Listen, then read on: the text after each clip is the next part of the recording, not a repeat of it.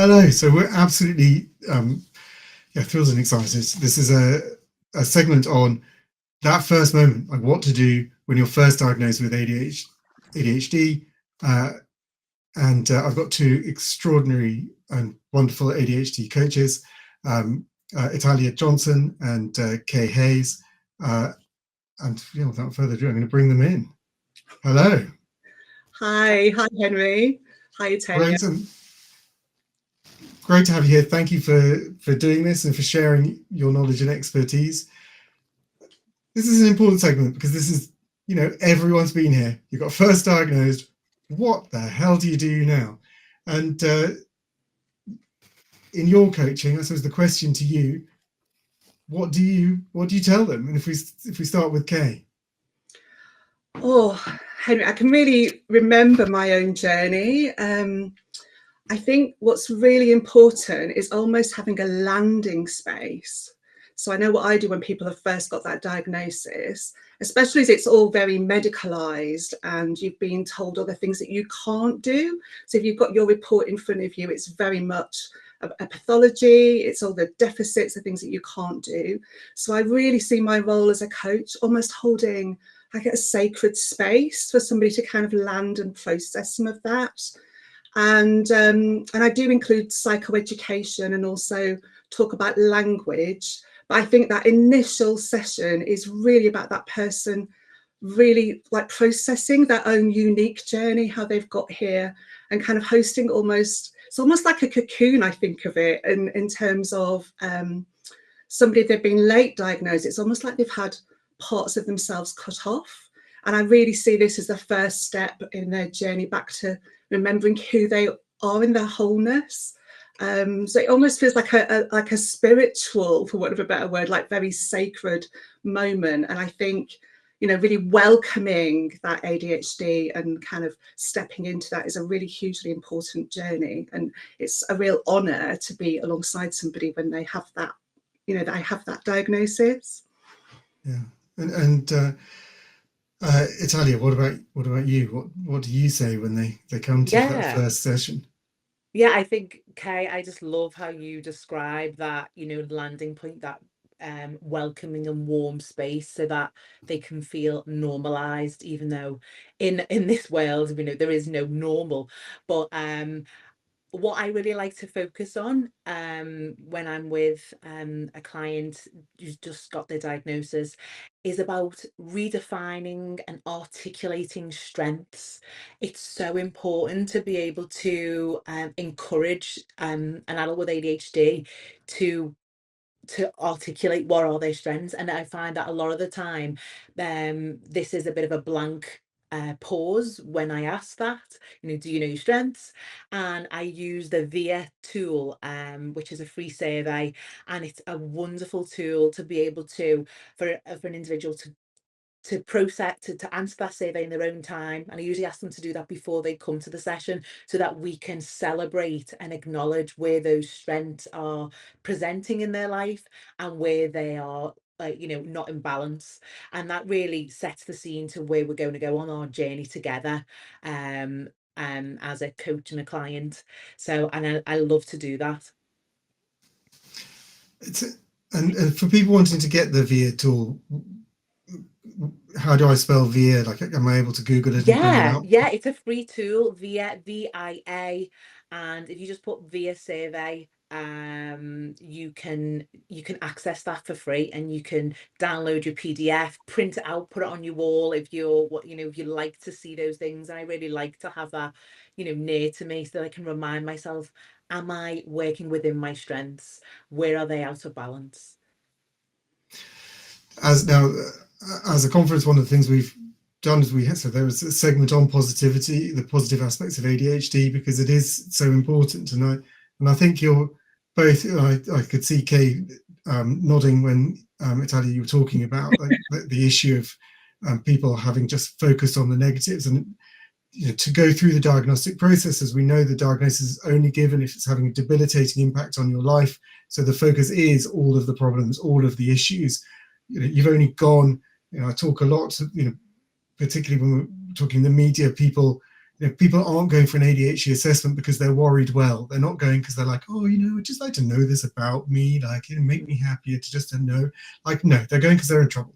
Like, there are really significant problems in their life, and they're going because they recognize they need help, that their life could be very different in a positive way. So when you start to nudge them towards thinking about the positive aspects of their ADHD, like particularly when they're in that abyss of this is tough, what do you say to them, starting with Ithalia?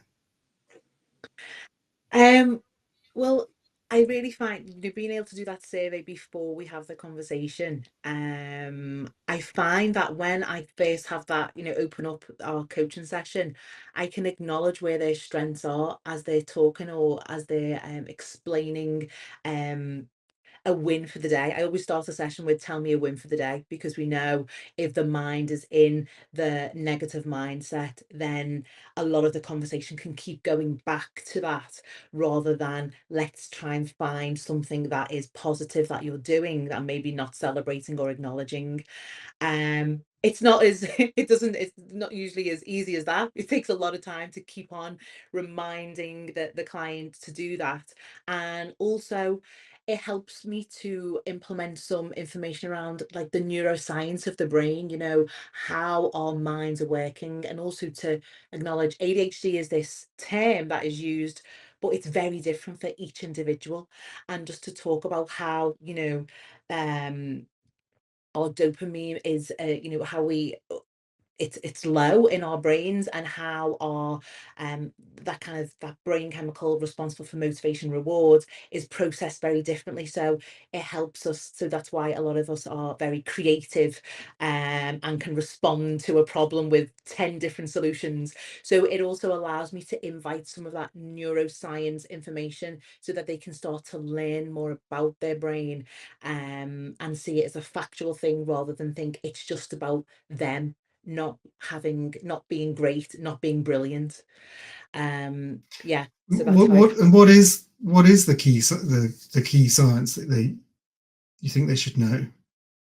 just about how like dopamine is processed. So I think I find that when clients are initially diagnosed, they've been through a whole journey of feeling like the light bulb moment, of feeling overwhelmed, of feeling down, of feeling like they're not themselves, of feeling a bit like a fraud. There's a whole array of emotions that that client has experienced. And I feel like just um bringing in this information around, how our brains are lacking of dopamine, and so we're always looking for something to feed that. And I know, I surround myself with the things that keep me happy, my favorite drink, whatever it may be, candles and all those things. And also just to acknowledge that that's okay to have those things. We don't have to be like neurotypical individuals that we may work with, live with. No. And it's allowing us to know, how does that lack of dopamine affect our brains. So even though someone may be diagnosed, some of them may not be medicated, and some may be. So it's all very different to how their brains are working at that time, or are responding to their life. Yeah, thank you. Kaye, do you talk to the neuroscience at all? Like, do you talk about like to what's going on in the brain? Yeah, and I love the fact that you use the VIA survey, Ithalia. It's one of my favourite like ways into coaching as well, because as you say, very often when we've had ADHD in a lifetime of not knowing, and we've been told all these negative messages, actually starting with those strengths and things that they're proud of, it just opens a whole different conversation, doesn't it? Just changes everything.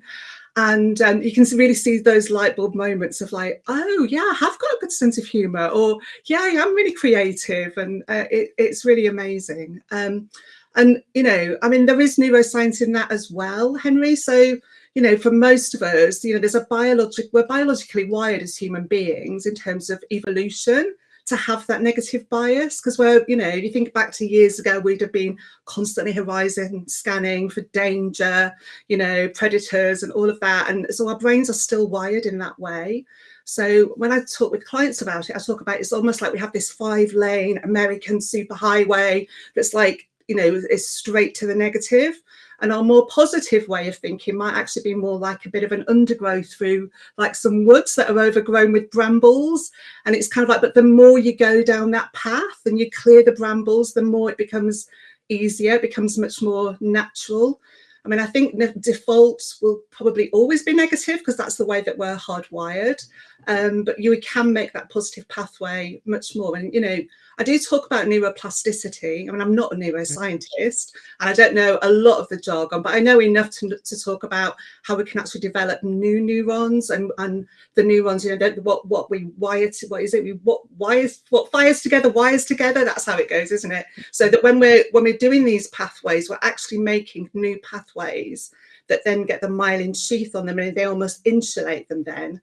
So we can create these new pathways, which is really exciting to hear about. And I love that you bring dopamine into it as well, Ithalia. And, you know, those neurotransmitters, we know that dopamine and serotonin and oxytocin are all really important. And we don't use them in the same way that maybe people who've got differently wired brains than us might use. So it's really important just to give people, I tend to give people a bit of a flavour of it. And then for many of them, if they suddenly get that interest, because we've got these interest-wide brains as well, right? They'll go off researching. And I think that's really important to give them that initial almost like pathway and bit of a taste of it. And then they can go off and find their own stuff out. And in a way, that's really empowering for them as well, for them to find out about their brains and what works. So I quite often share podcasts and TED Talks, things like that for people who then can go and find out and follow their curiosity, which is another VIA strength that's very often high with us ADHDers, to go off and find their own thing there. I think something that you've both spoken to, which is really wonderful, is that it's different approaches for different people. And I think, Kaye, you talked to that some people will go grab on the neuroscience and use that, and that'll be the lever that they enjoy to help themselves. And Ithalia, you talked about how ADHD is different for each individual, and one of the things we try and talk to is because there used to be a real line of like everyone's ADHD is different, and I've really tried to move away from that as a conversation, just because then what are we all doing together? Like what links us? And particularly when we've got people who consider ADHD to be a belief system or one that they don't believe in, not even recognizing our condition. If we say it's all different, well, they're like, well, is it a thing then? And so the way I've tried to change it is just to say we're all unique individuals plus ADHD. And that then gives us the conversation of that we're different, but lands the point of difference in our personal uniqueness rather than the condition, which is, you know, clearly categorized in various psychiatric tomes and has a clear description, a clear diagnosis path. You know, we all have commonality. It's what brings us all here today and why we learn. I thought that you talked about like the light bulb moment, sort of like in recognizing you've got ADHD, and I think you both talked about the emotions of that first diagnosis. Like, what are the core emotions you see, like when that people are processing? Kaye, do you want to go first? Oh, I can almost relate this in real time, because actually for me, when I first realised, I needed to sit with that and process that for a couple of years. I really felt like it was, I mean, I was 51 when I realised. And I was 42, and honestly, it did. It sounds silly, but it definitely took years to properly. And I told no one. I mean, I told no one, but the very, you know, absolutely. And the only, when I actually finally told people, including my parents, was when I founded the charity. And I was like, well, everyone's going to know shortly. And I should probably go talk to people. And I got so used to telling no one. Yeah, that's a great way to share it, isn't it? Wow. You know, yeah. Go bold or go home. Yeah, wow. I can really relate to that. I mean, I count myself so fortunate that the time I realised I was homeschooling till children, it was during COVID, like many of us during COVID. And I was really trying to figure out what was going on with my daughter. So my son already had an autism diagnosis, and I was kind of looking at that for her and thinking, oh, it's not quite right. And then I looked at ADHD, and just, I'm sure so many listeners will be able to relate to this, that kind of, oh my God, you know, when you're looking down how it presents, especially in women, and how it shows up very differently. Like, oh my God. But at the time I was studying, I was doing a master's in positive psychology and coaching. And I was really embedded in that whole positive language. And we were just doing about VIA strengths actually at the time. And when I looked at all the ADHD language, it was so negative, and it really struck me. And, you know, and everything I was looking at was the things about like how to manage your symptoms and coping techniques, whereas the language of positive psychology was all about thriving and flourishing. And I was like, what's going on here? You know, so I'm really grateful that I was kind of in that world at the time, I realized. So I was able to kind of almost process it myself and use my own language. And I really feel like language and linguistics and how we do that inner talk and talk to other people about our ADHD is so important, because it's very easy to get caught in that trap of talking about symptoms and coping strategies. And it's like, no, we deserve to thrive and flourish, you know, regardless of anything else. So I kind of waited until after my master's degree, and I thought I want to complete this and feel like I'm really fully in that positive psychology community, you know, and having done some of the research before I kind of go down that pathway. So it's actually been quite recent. I was 53 when I got my diagnosis. It was only earlier this year. And then my daughter was diagnosed autistic yesterday. So where really, I feel like it's really fresh. So just even the questions in the assessment and the diagnosis was very negative based, all the things that you struggle with, you know, and comparing it to your peers, you know, and it's kind of like, no, it's so important that we're able to choose our own words and language. I feel really passionately about that. It is, and it's actually, I was reflecting, so I saw both of your coaching focuses and names, like your positively ADHD, Ithalia, your joyful minds ADHD coaching, and it shows both of your focus points being on that change into positivity, into joyfulness. I have to say, I do think one of the most awful bequests that I see commonly in ADHD, sadly, and myself too, is a negative internal voice. And and a lot of that's from, you know, when you're not diagnosed, people are going, oh, you should try this. Have you tried a list? Oh, no, that might help. Like, you know, and those, and they don't work. And it just goes on this pile of stuff that's just not been worked for you, and particularly when it's a boss or a teacher or a professor or like someone above who says you should do this, and then you fail it and they go, well, you clearly just don't care. Like, and that inference of you that you don't care, being so wrong. The emotions I talk to when I first, like I think for many people, and myself included, is that there's a mix of just a piece of, well, that makes sense. Like that's just and some anger on how hard the path has been, and some joy for how it can be from now. So talking of joyful minds, I mean, did you see that? That was an incredible slide. What a brilliant, I know, I love that, Henry. Seamless. I think what it really makes me think about when I'm with a client is, you know, everything can feel so big. We talked about, you know, the other perspectives people have on people with ADHD. There's the bigger structures that we live within. You know, unfortunately, we live in a world that is not equitable. So, you know, there's having ADHD, and then that a lot of my clients go into this kind of you know, building on from their personal ADHD issue, then it's going into wanting to fight the system and going on, and then how it affects macro systems and so on. And I like to bring it back to the joy. So like you just said, how can we do things in a simple step by step process so it doesn't feel too big. So a lot of the things that you just talked about then, Kaye, around, you know, self-limiting beliefs that people have, that when they talk about, especially I was late diagnosed myself in my early 40s, and what did that mean? You know, it made me feel like I wasn't good enough. What was I doing? What, can I even do anything? Am I capable of things?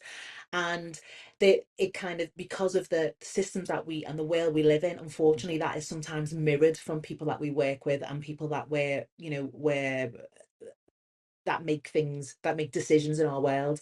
So I like to bring it back to, how can we find some joy in who we are? And you know, like you mentioned before, ADHD is different for all of us, but it does affect us. There are some commonalities in that, but the impact of how ADHD affects each individual is different.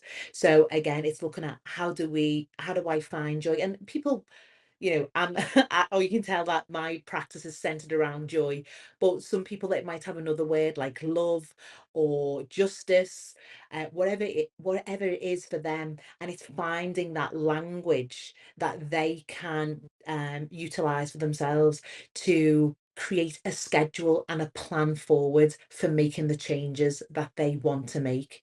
And I think that one of the things that I do talk to my clients about is, it won't be easy.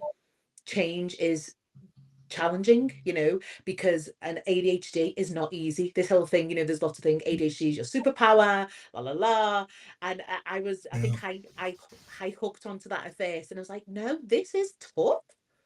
This Yeah. is tough. I feel lousy. I feel like I'm on a motor.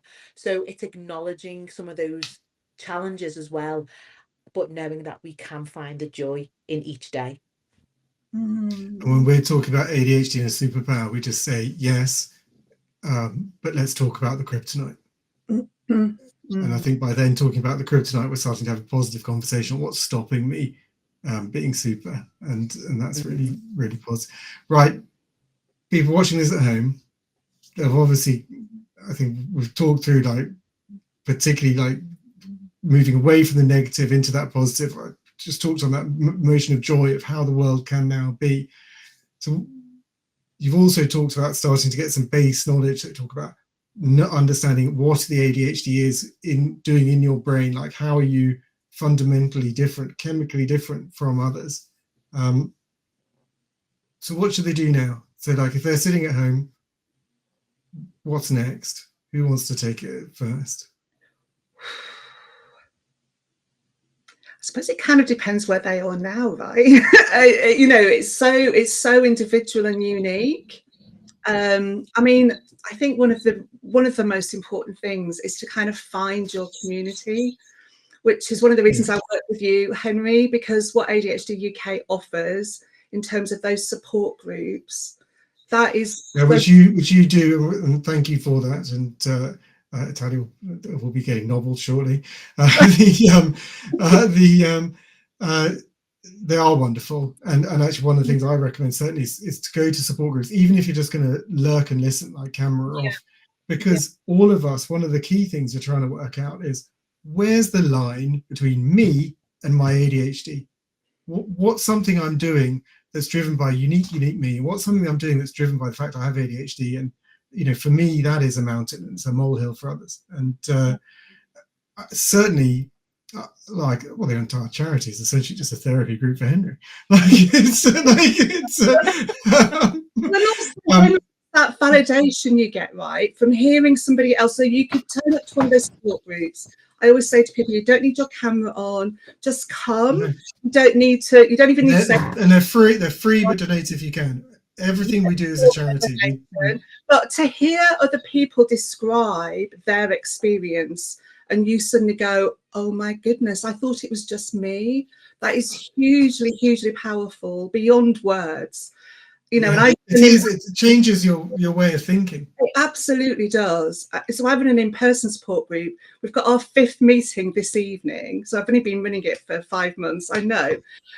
The 3rd session, I had an email from somebody really desperate beforehand saying, I've not actually left my house in 2 years, but I really want to come to your meetup.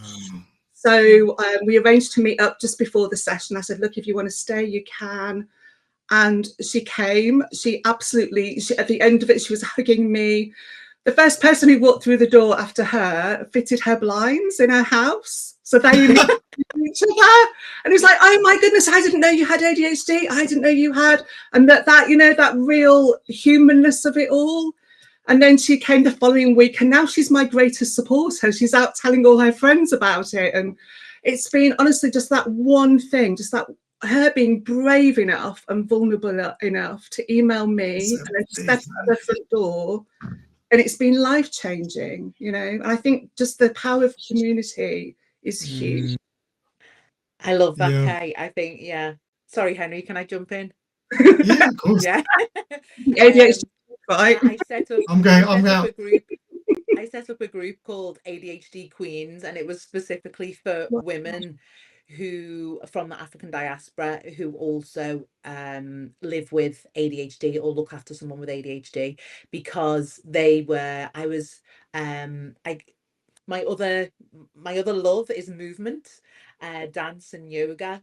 And through those projects, I was having conversations, and then as I was training as a coach, I was acknowledging some of these similarities and some of these conversations. So I set up this group, and it was just wonderful just to see, like you say, that the shoulders relax for a moment, just to be able to be accepted, not judged, to have a cuppa and speak with truth, and to find some resolve from other people. I find it's really wonderful as a way of it's a collective coaching session, because everyone has some information to share, and I think it is really important. There are lots of groups out there, and it sounds like ADHD UK is a great place to start. And if you are, you know, in the Liverpool region, then, you know, get in touch. But I think it's just wonderful in order to be able to create a space where people can feel fully accepted. Yes, it's so huge, isn't it? It's so huge. Not knowing who you are, and then suddenly you find people who, you know, maybe jump in, like, you know, like we did just then. You know, I mean, I often say to people, it's almost like not what we talk about in those meetups, it's the how we talk. So we're not going away ruminating about, oh, did I say too much? Did I overshare? Did I do this? Did I do that? That we often do in those, you know, if we go down to a bar or a cafe or whatever. It's having that space where we can accept each other in all that ADHD, you know, that excitement about wanting to join in and things like that. Yeah. So I love that you're doing that, Ithalia, in Liverpool. So I'll have to think about some of my clients and whether they're that way. As well. So again, I'm East Kent, so I'm Deal in East Kent. So we've got the country covered between us, I think. We'll meet in between. And as a charity, we actually are starting to build out in-person support groups, because we were born in the pandemic. We actually wanted to take advantage of that and create groups based on type of person and need. So that ranges now from, we've got ADHD in women groups, ADHD in men. We've got ADHD in speaking Polish. We've got a Polish language group. We've got ADHD in parents, or ADHD in learning a musical instrument. Like, that's been a real focus for us, and helping people, exactly what you were both talking about. You know, find your tribe, be in a safe space, and have people who you can be open with and talk about your own challenges and not feel that you're going to get attacked I think the beauty about having ADHD, it's that radar, isn't it? I know wherever I go, I know I'm going to gravitate to the person with ADHD. And we have a conversation. For sure. You know, it's the openness, it's the empathy, it's the wanting to be kind and considerate to others, and wanting to talk, probably. And also those deeper connections, right? It's like not small talk. Like, let's talk about the meaningful stuff in life, you know? Let's not talk weather. It's that sense as well, isn't it? We can kind of make immediate friends because we have this ability to connect with other people at a really deep level very quickly. So yeah, like I say, even though we've only met, like tonight will be our 5th time, already those connections have been forged and people have met up, and it's been really amazing. So yeah, to anyone, to any coaches that are listening to this as well, I'd really encourage people, if they're thinking about setting up, do and come and talk to us, because we're now starting them under the ADHD UK brand, and push them out. I think one of the things we've been doing is creating that sort of structure and what helps make a successful group and make it last, and probably looking for some hints and tips from you in both in the future. It's an important, I think we've just talked to that, talking to people and having that safe space and learning from each other being critical. How do you teach people to be kind to themselves? They've often spent a long time with a weight on their back and beating themselves up for their failures. How do you help them with that? Yeah, I think it's mirroring them. You are seeing them through an ADHD lens, which they may not have actually had that opportunity of experiencing so far. They might have had the harsh, even if you go through the psychiatrist, it's not necessarily with the love and empathy that you need. It's understanding everything that they're going through and knowing that the challenges that just to get up in the morning, if you've got children, getting your children to school on time, that is a massive win. Yeah. I am skipping with my coffee in a cup when I do that. I'm like, woo, yeah. So it's acknowledging that was an achievement. That was a fantastic. And during the coaching session, it's stopping and pausing and making time for that celebration and say, I hear that was really challenging.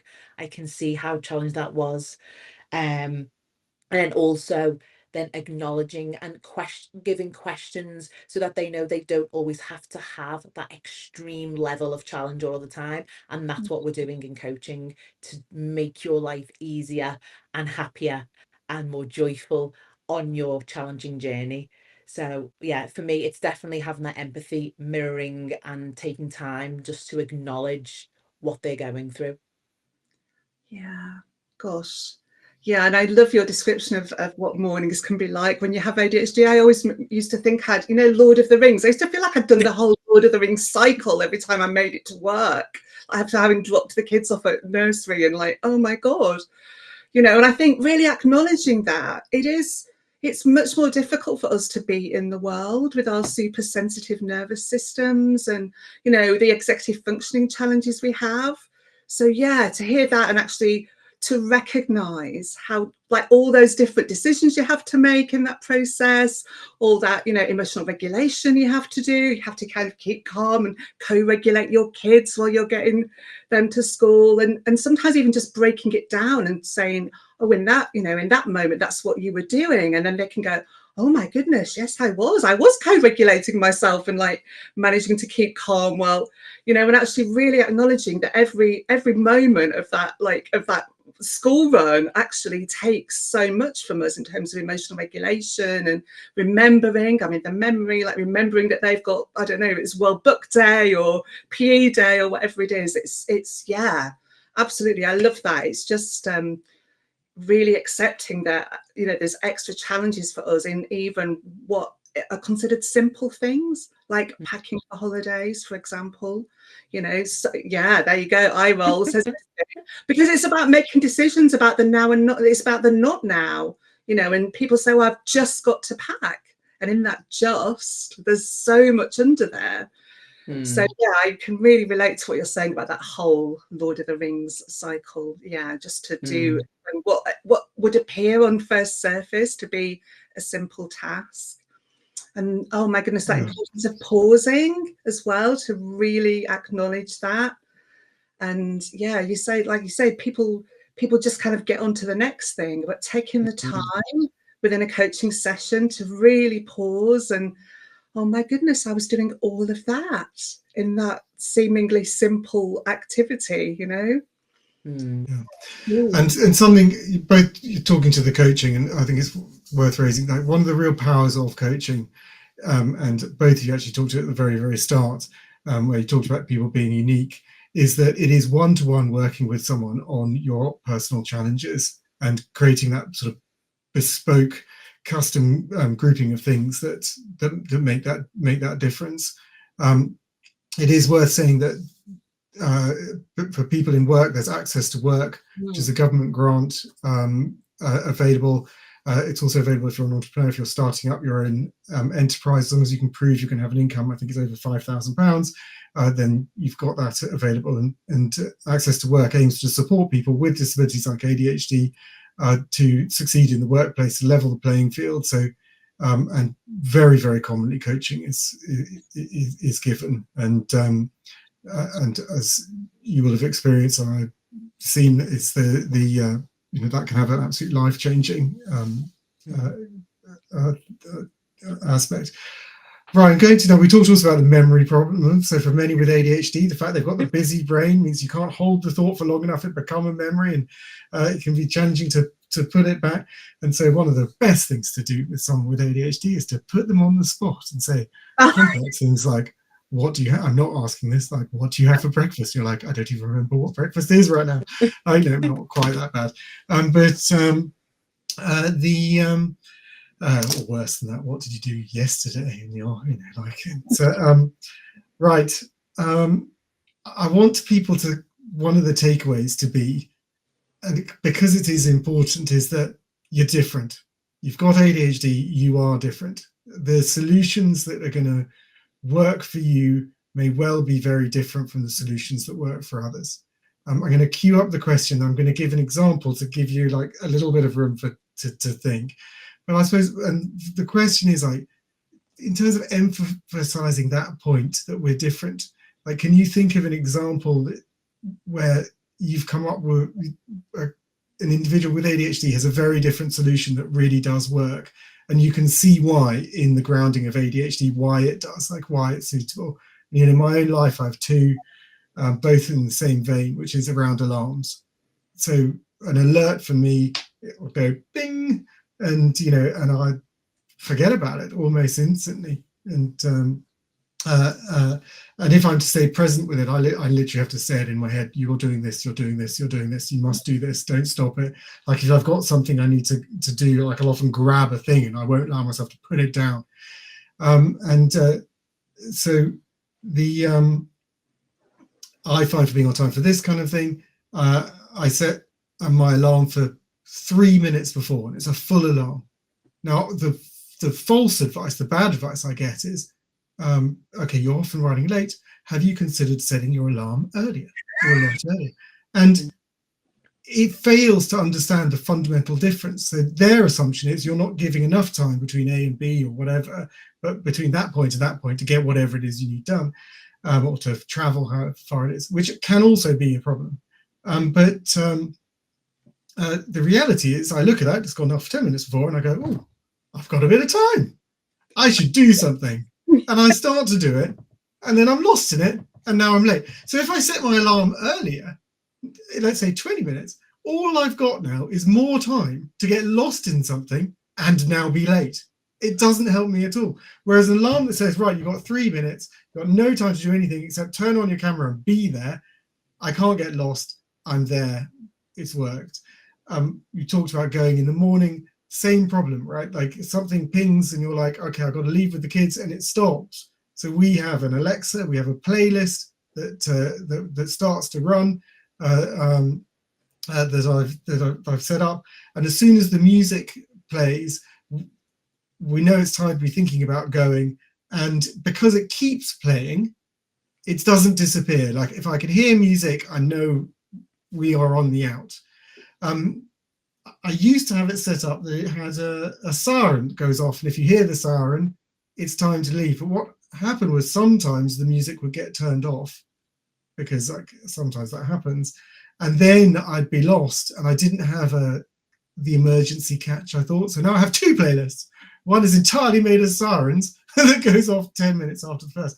But that persistence, so you can see with that alarm, because of the ADHD fallibility of focus, I've got two different solutions. One is creating immediacy, and the other is creating persistence.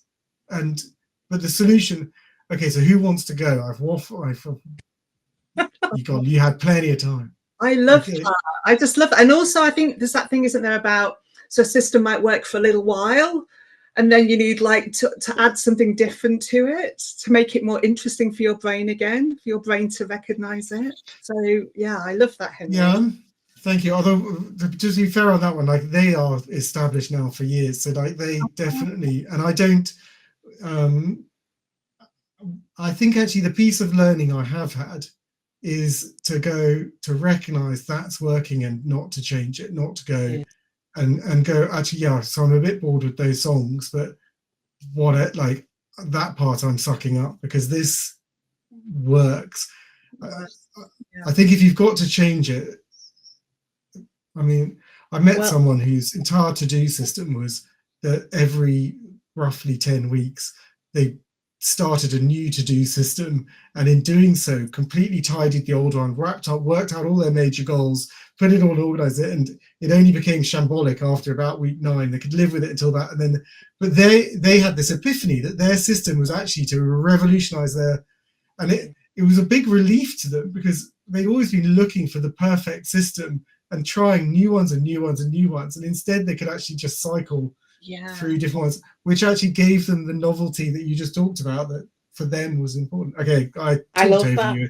Like, No, I love that because just what you said, Kay, my great trainer called it resparkalizing. Yeah. How to resparkalize something, because the brain will get bored of that system and be like, no, I don't like it, or it's not. So I like that idea that Henry just talks about them with every 10 weeks. I mean, I wish I had the energy to do that, but I don't. And I don't, because we all have different things that make us tick. So it's like, how do you change that system to make it interesting again so that it works? Like the first alarm may work the first day because it's like a novelty. Oh, yes, I'm up. This is great. I'm going there. But I also like what you said then, Henry, is like sometimes there's nothing more than I love when someone cancels a meeting on me or a session. I'm like, oh, I realized that I needed that breath and that stillness that wasn't scheduled in for my day. And a lot of the time it's by accidents. It can happen when we want to fill our days with lots of activity and things and to-dos and so on. But this is what I really, just like the VIA strength survey that I talk about, I really talk about what are my clients' movement schedule, how are they physically active, what are they doing to get their bodies pumping. And I feel like that helps to regulate our mind. It helps to give us that it gets rid of all of that, get rid of some of the energy, and helps us to regulate, ready for a day. And I really say, it can happen whatever part of the day, but I feel like that's an add-on. I say add-on, it's kind of like, I feel like it's one of life's rituals that I get my clients to really think about, where does that fit in, because it will help with these different systems that we are putting in place to get us to places on time, to have us prepared in time, to make us feel like we're giving our best. And that I talk about that, how do we help our clients become their best selves, so that they can feel like they can shine. I love that as well as how that you talked about rituals and not habits. I think it's only a word difference, right? But it's so the actual energy behind the word ritual and habit, they're so completely different. And I often talk to clients about like, shall we establish a ritual, and then you can like honor that commitment that you've made to yourself, rather than I need to set up this new habit. It's very different. It's quite nuanced, and in a way it kind of almost like brings your whole self and your whole body to that, because you've created a little ritual. As you know, Henry, my ritual is very often going for a sea swim in the morning, and it's people say to me like, how do you do that? How do you do that habit? But for me, it's so much more than a habit. It is a real ritual, like, communing with nature and other people. And on the days where the weather means I can't swim, or if I've got a cold or something, I find it so much harder to get into the shower than to actually get ready and go for a swim. And it just really sets that intention for the whole day. So I think, you know, in terms of productivity advice that's out there in the mainstream, the idea of eat the frog first, I think is so designed for ADHD folks, because for us, it's almost like we need some positive emotion. We need something that gives us that dopamine spark and the oxytocin and serotonin to kind of then enable us to motivate ourselves to kind of do the rest of our day. So that advice that is out there, and I went on training when I was in employment, and it was all about eat the frog first. That really doesn't work for me. Yeah.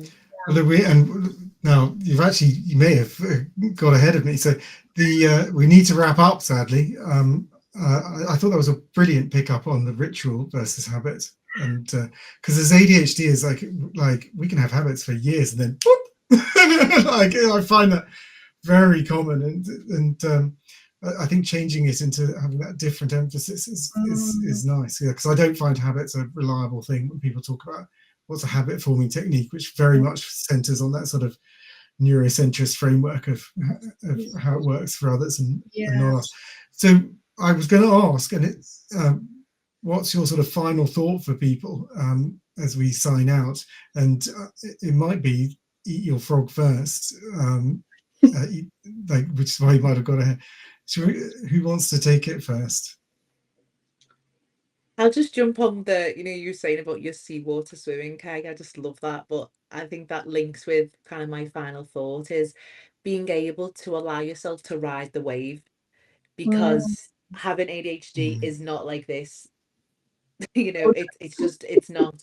So, but allowing yourself to know when you've got this surge of energy and what that means, and what can you put in place so that your transitions can be loving and supportive of your needs. And I think that transition is something that I love now. When I think about the transition of picking my boy up from school and coming home, the transition of ending one coaching session with a client to another. What is my transition? There's a transition I need to make in my brain to allow myself to enjoy the next thing, rather than either overthinking and taking too much time on the previous thing.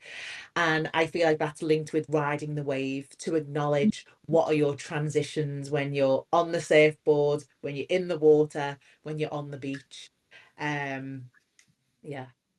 Oh, thank you. Love that. Okay, over to you. How can I top that, really? I think for me, probably the number one thing I'd say is go to the VIA survey. It is fabulous. Print out your 3-page report. And the example I give to clients, it's almost like you can almost like choose to embody one of those strengths, and it brings a different energy to what you're doing. So I'm a single parent, so at the end of every day I have to then make dinner, and I could do that from an energy of, oh, I've got to do this, or I should do this, or I can choose to embody love or creativity or even curiosity and kind of cook from that energy. And already you can, I'm sure you can imagine how different that is then. So that it's not necessarily about, hints and tips and strategies. Sometimes it's about the simple thing of just like looking into your being and who you are, and just something like that. Well, tonight I'm going to cook from love for my children and cook from that place, rather than thinking about all the things you've got to do. So that's probably my last thought. Although if we had another hour, I'm sure we could, all three of us, come up with loads more as well. Oh, sure. I love that, Kaye. I love that. I think that's really both brilliant. And I've started to think that there's 3 core things that anyone with ADHD, if they want to succeed, needs to do. And it's good, isn't it? 3. It sounds like powerful. 3 things. And I need one of those little mics comes around here, like, be a motivational speaker. You'll know yourself. That means knowing your ADHD.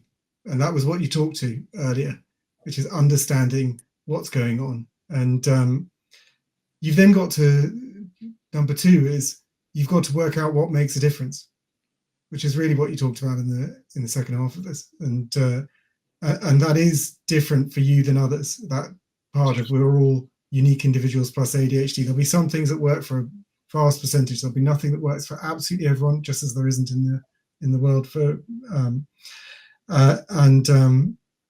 but you got to do that. That's understand what makes a difference.